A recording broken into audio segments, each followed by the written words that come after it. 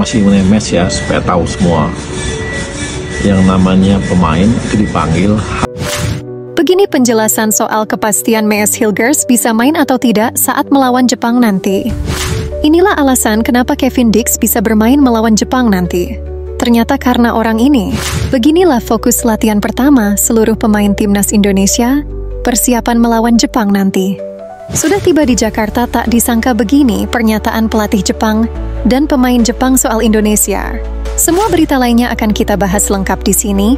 Percayalah, 8 menit tak akan terasa bagi teman-teman semua, karena informasi-informasi berikut penting untuk teman-teman ketahui. Jadi push like di bawah, dan ayo kita ke pembahasannya.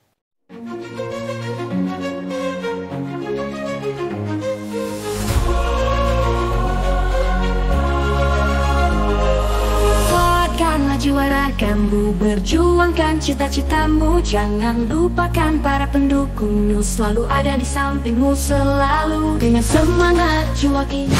Berita pertama, Maes Hilgers dipastikan tak akan datang ke Indonesia untuk bermain melawan Jepang dan Arab Saudi, dikarenakan masih dalam pemulihan cedera. FC Twente sendiri resmi mengumumkan 6 pemainnya untuk jeda internasional. Pada daftar pemain tersebut tak ada nama Maes Hilgers. Jadi bisa disimpulkan sudah 100% Maes Hilgers tak bisa bermain bersama timnas Indonesia dikarenakan masih cedera. Akan tetapi tak banyak dari warganet kita justru menghujat Maes Hilgers dan klubnya.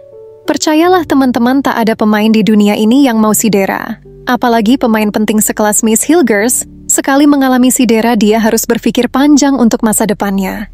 Pak Arya Sinulinga selalu exco PSSI pun mewanti-wanti para fans sepak bola. Untuk mengerti perasaan Maes Hilgers, berikut cuplikan dari Pak Arya Sinulinga. Informasi mengenai Messi ya, supaya tahu semua. Yang namanya pemain itu dipanggil H-3 atau H-4 ketika sebelum FIFA Matchday setelah. Dan itu klub berhak memainkan pemain juga. Jadi ketika misalnya klubnya Mes masih memakai Mes, apalagi di laga yang sangat penting bagi klub, ya berhak untuk dimainkan. Dan setelah itu misalnya apa boleh buat nih, akibatnya Messi ada cedera, ya itu konsekuensi juga yang nggak bisa kita pungkiri. Jadi tolong kita hargai pemain, kita hargai klub juga. Nggak semuanya kita punya hak terhadap pemain, teman-teman. Jadi ayo kita doakan Messi supaya bisa sembuh dari cederanya dan kembali bisa memperkuat Indonesia. Yang pasti untuk Jepang ini kita memastikan Messi tidak bisa main untuk melawan Jepang. Yuk doakan Messi, jangan aneh-aneh. Ingat, mereka kita butuhkan, mereka juga butuhkan kita, jadi saling menjaga hubungan yang baik. Kita cukup doakan kesembuhan Maes Hilgers ya teman-teman. Beruntungnya stok back timnas kita banyak ya teman-teman. Apalagi Kevin Dix bisa main nanti lawan Jepang. Jadi stop hujat-hujatnya, mari kita full support, insya Allah November bahagia teman-teman. Lanjut ke informasi berita timnas selanjutnya.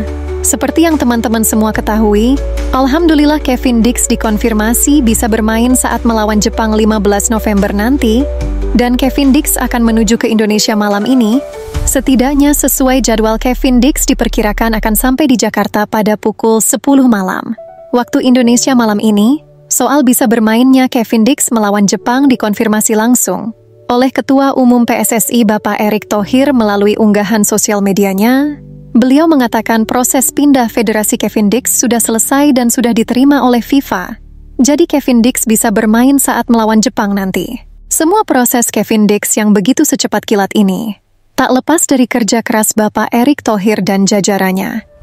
Jadi mari kita angkat topi dan beri apresiasi yang setinggi-tingginya untuk kinerja Bapak Erick Thohir dan PSSI. Dan semoga perjalanan Kevin Dix menuju tanah airnya berjalan lancar dan lebih cepat. Amin. Lanjut ke informasi berita timnas selanjutnya. Coach Shin Tae-yong dan seluruh pemain timnas Indonesia sudah mulai melakukan latihan perdana di Jakarta. Latihan ini difokuskan untuk recovery para pemain, karena beberapa pemain timnas Indonesia telah melakukan penerbangan yang cukup lama.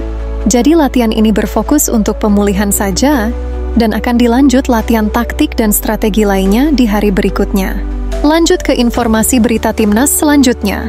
Baru tiba di Jakarta, timnas Jepang langsung melakukan pemusatan latihan. Seusai latihan tersebut, pelatih Jepang Hajime Moriyasu dan salah satu pemain Jepang mengatakan hal tentang Indonesia. Pertama, pelatih Jepang mengatakan, "Sungguh sambutan yang luar biasa untuk kami dari masyarakat Indonesia. Untuk pertandingan melawan timnas Indonesia, saya rasa nanti pertandingan akan berjalan sangat sulit. Ujar pelatih Jepang, Hajime Moriyasu. Salah satu pemain Jepang juga mengatakan hal yang sama tentang Indonesia. Dia sangat senang disambut dengan baik di sini, akan tetapi cuaca di sini sangat panas, ujar pemain Jepang tersebut. Jadi kesimpulannya adalah, masyarakat Indonesia memang ramah-ramah dan humanis terhadap tim tamu. Pelayanan kita juga selalu bagus, jadi, hey, Bahrain, kau takut kenapa kok gak mau datang ke sini sih? Lanjut ke informasi berita timnas selanjutnya. Eliano Reijenders menyempatkan diri untuk pamit kepada kakaknya yaitu Tijani Reijenders sebelum berangkat ke Jakarta. Wah, semoga nanti saat melawan Jepang Bang Eliano bisa main ya. Harus main si full diaspora kalau bisa. Eliano sendiri sudah sampai di Jakarta kemarin berbarengan dengan Calvin Verdonk. Semoga saat melawan Jepang nanti Coach Shin Tae-yong memainkan full pemain diaspora ya teman-teman. Kalau mau ada pemain Liga 1 yang cocok sementara ini cuma Rizky Ridho dan Pratama Arhan. Lah kok Pratama Arhan sih Min? Tenang Mimin punya alasannya kok. Kenapa sih kok Pratama Arhan wajib dicoba di laga Indonesia versus Jepang? Jawabannya adalah lemparan ke dalamnya.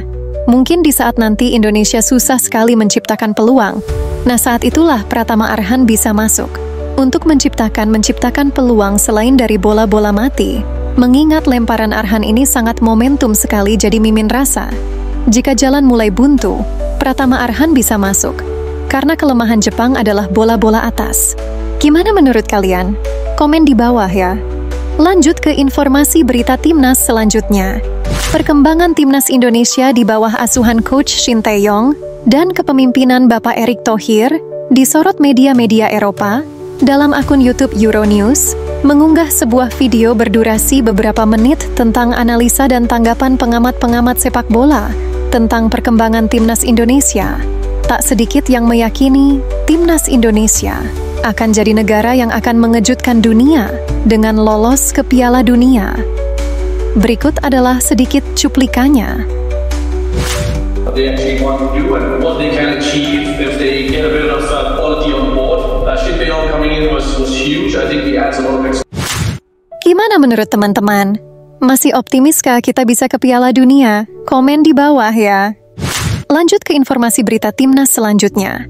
Hampir seluruh pemain timnas Indonesia sudah berada di Indonesia hari ini. Shane Patinama sudah tiba di Indonesia baru saja pagi ini. Dan sedangkan Kevin Dix dijadwalkan kemungkinan malam ini baru tiba di Jakarta. Untuk pemusatan latihan hari kedua akan dilaksanakan sore ini, jika tidak paling lambat malam ini jam 7 malam, latihan akan berfokus kepada latihan pemulihan dan fisik dan taktik. By the way, Mimin suka banget sama aura Justin Hubner, kayak garang banget gitu gak sih Mimin jadi jatuh cinta nih, ups. Mace Hilgers dan Ivar Jenner resmi absen saat melawan Jepang. Menurut teman-teman, siapakah pemain yang bagus untuk menggantikan posisi Mace dan Ivar? Komen di bawah ya teman-teman. Mari kita buat channel Bung Chin Football untuk diskusi bareng. Terima kasih teman-teman. Ya itulah beberapa kabar berita timnas Indonesia terbaru hari ini. Jangan lupa like dan subscribe Bung Chin Football ya teman-teman, agar kalian selalu tahu tentang perkembangan tim nasional sepak bola Indonesia. Terima kasih buat teman-teman yang stay sampai akhir video. Semoga sehat selalu ya. Sampai jumpa di video selanjutnya teman-teman. Terima kasih sudah menonton.